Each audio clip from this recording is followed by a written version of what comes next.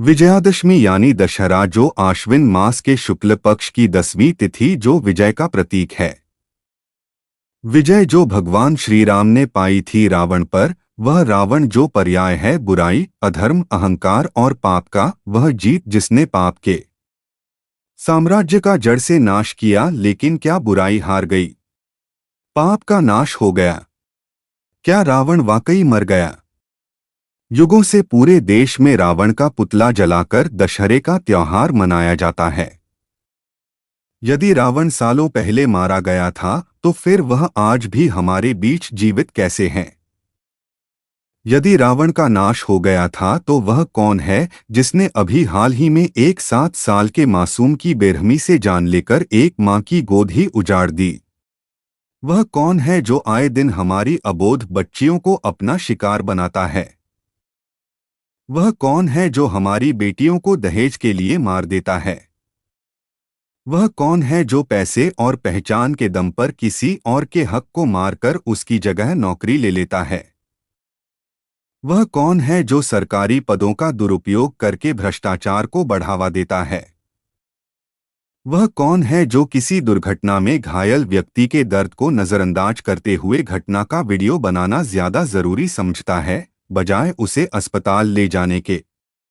एक वह रावण था जिसने वर्षों कठिन तपस्या करके ईश्वर से शक्तियां अर्जित कीं और फिर इन शक्तियों के दुरुपयोग से अपने पाप की लंका का निर्माण किया था।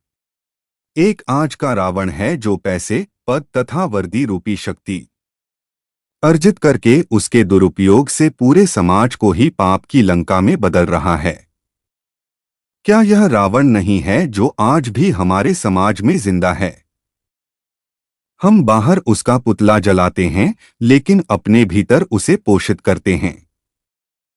रावण जो प्रतीक है बुराई का, अहंकार का, अधर्म का, वह आज तक जीवित इसलिए है कि हम उसके प्रतीक एक पुतले को जलाते हैं, न कि उसे। जबकि यदि हमें रावण का सच में नाश करना है, तो हमें उसे ही जलाना होगा, उसके प्रतीक को नहीं।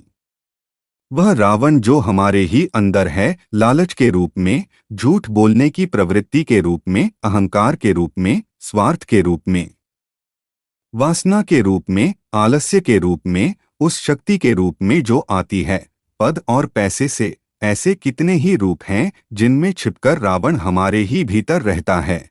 हमें उन सभी को जलाना होगा। जिस प्रकार अंधकार का नाश करने के लिए एक छोटा सा दीपक ही काफी है, उसी प्रकार हमारे समाज में व्याप्त इस रावण का नाश करने के लिए एक सोच ही काफी है। यदि हम अपनी आने वाली पीढ़ी को संस्कारवान बनाएंगे, उन्हें नैतिकता का ज्ञान देंगे, स्वयं उनके सामने उदाहरण प्रस्तुत करेंगे, तो हमारे बीच क्या रावण टिक पाएगा? वह सतयुग था जब एक ही रावण था, लेकिन आज कलयुग है, आज अनेक रावण हैं। उस रावण के 10 सिर थे, लेकिन हर सिर का एक ही चेहरा था। जबकि आज के रावण का सिर भले ही एक है, पर चेहरे अनेक हैं। इसलिए इनके लिए एक दिन काफी नहीं है, इन्हें रोज मारना हमें अपनी दिनचर्या में शामिल करना होगा। उस रावण को प्रभु श्री राम ने तीर से मारा था। आज हम सबको उसे संस्कारों से, ज्ञान से और अपनी इच्छा शक्ति से मारना होगा। रामायण से जुड़े रहस्यों के बारे में जानने की जिज्ञासा हर किसी को होती है। माना जाता है कि आज भी रामायण और भगवान राम से जुड़े कई चिन्ह और सबूत श्रीलंका समाप्त होने के बाद दशमी तिथि को दशहरा मनाया जाता है, जिसे विजयदशमी कहते हैं।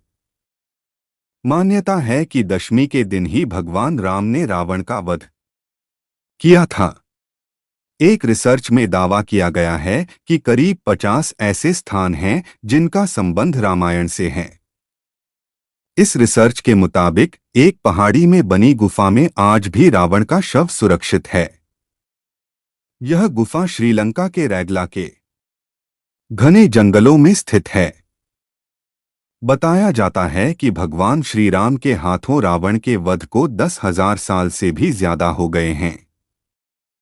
जिस गुफा में रावण का शव रखा गया है, वह रैगला के जंगलों में 8,000 फुट की ऊंचाई पर स्थित है। यहाँ पर रावण के शव को ममी बनाकर एक ताबूत में रखा गया है। इस पर एक खास किस्म का लेप लगाया गया है, जिसके चलते हजारों सालों से वो वैसा का वैसा ही दिखता है। यह शोध श्रीलंका के इंटरनेशनल रामायण रिसर्च सेंटर द्वारा किया गया है। इस रिसर्च के मुताबिक 18 फीट लंबे और 5 फीट चौड़े ताबूत में रावण का शव रखा गया है।